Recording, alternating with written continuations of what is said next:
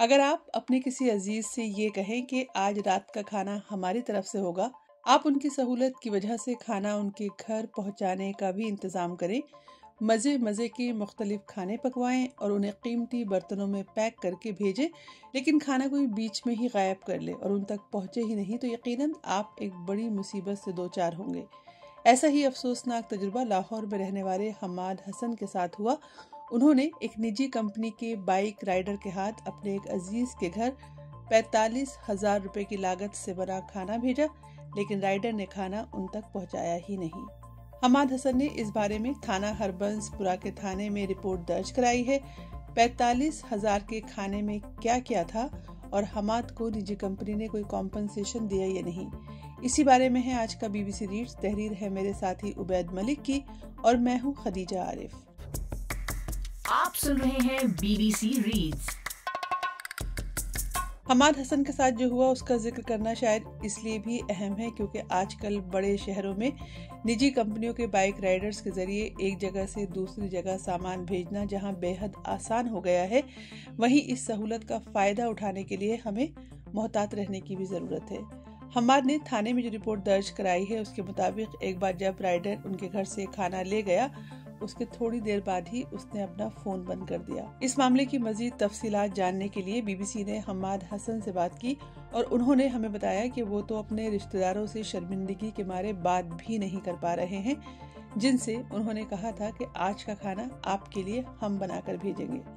थाना हरबंसपुरा के ASI राव शफकात ने BBC को बताया कि पुलिस की जानिब से इस सिलसिले में तहकीकात की जा रही है। हमाद हसन ने पुलिस में जो शिकायत दर्ज कराई है उसके मुताबिक बाइक राइडर की पिकअप लोकेशन सलामतपुरा थी और drop of location model town. निजी कंपनी की जानिब से आने वाले राइडर ने हमाद के घर से खाना लिया और कुछ ही देर बाद राइडर ने राइड कैंसिल कर दी। इसके बाद हमाद ने कंपनी से मुतादिद बार राब्ता करने की कोशिश की मगर ताहाल कोई जवाब नहीं मिला है और जब राइडर से राब्ता किया तो नंबर बंद जा रहा था। हमाद का कहना है कि उन्होंने ऑनलाइन टैक्सी सर्विस से भी शिकायत करने की कोशिश की मगर किसी ने जवाब नहीं दिया और ना ही उनकी शिकायत को सुना गया। उनका कहना था कि मसला खाने का नहीं है, ये भी चले वो बर्दाश्त कर लेंगे कि खाने के साथ घर के कीमती बर्तन भी गए, मगर तकलीफ उस शर्मिंदगी की वजह से हो रही है जिसकी वजह से वो अपने रिश्तेदारों से बात भी नहीं कर पाए। हमाद हसन कहते हैं कि ये तो ऐसा ही था कि हम अपने रिश्तेदारों को फोन करके ये कहते कि जी खाना चोरी हो गया है, तो ये उनका मजाक उड़ाने वाली बात ही है जो खाने का इंतजार कर रहे थे। और हम सब एक ऐसे माशरे में रहते हुए इस बात को समझ सकते हैं कि ऐसे नाजुक मामलात में फैमिलीज या खानदानों के दरमियान किस कदर मसाइल पैदा हो जाते हैं।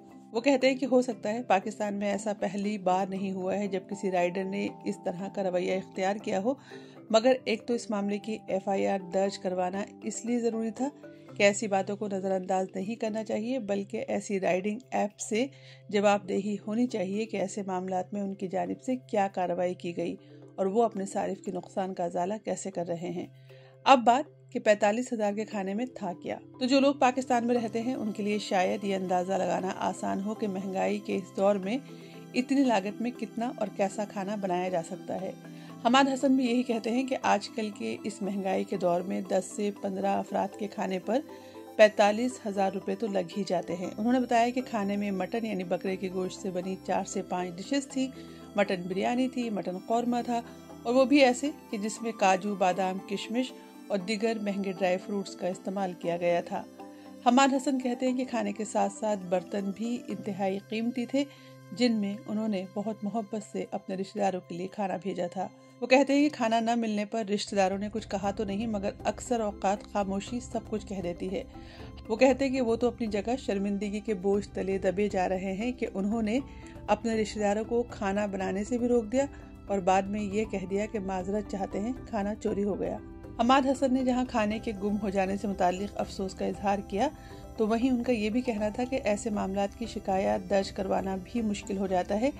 इंतज़ामिया आपसे ही सवाल जवाब शुरू कर देती है कि ऐसी शिकायत पहले तो किसी ने नहीं की, आप क्यों करवा रहे हैं। उनका कहना था कि इंतज़ामिया ऐसे मामलात को संजीदगी से नहीं लेती और टाल मटोल से काम लेते हैं। बस कोशिश यही होती है कि शिकायत करने वाला थाने के 1-2 दिन चक्कर लगाए और थक हार कर घर बैठ जाए।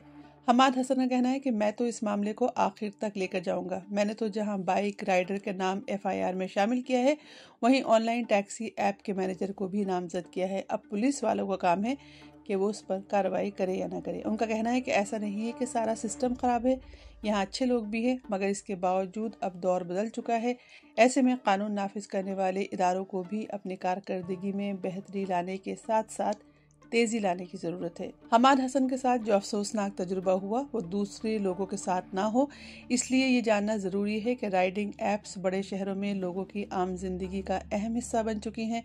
पाकिस्तान के मुतादिद शहरों में कई ऐसी ऑनलाइन राइडिंग ऐप्स काम कर रही हैं जो शहरों की नकलो हमल की मुख्तलिफ सहूलियात फराहम करती हैं।